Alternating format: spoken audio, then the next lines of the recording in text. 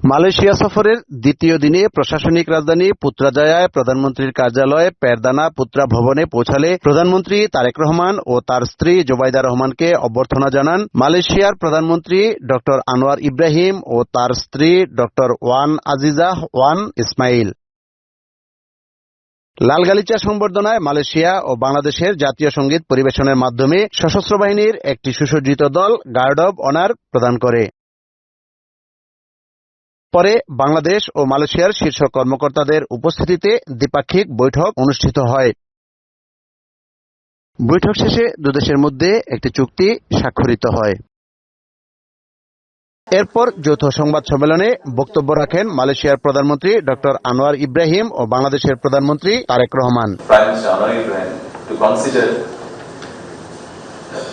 Recruiting more Bangladeshi workers as well as to open labor market as soon as possible.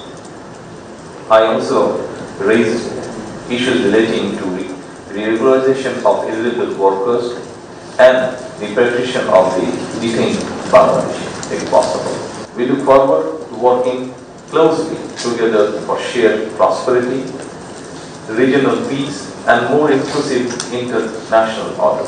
We have arranged our meetings with relevant authorities on other related issues like Petronas and Petrobangla, on the LNG, halal industry, collaboration in education, culture and tourism, and of course through our common effort to try and work with influence to resolve the predicament of refugees, Rohingya in Bangladesh.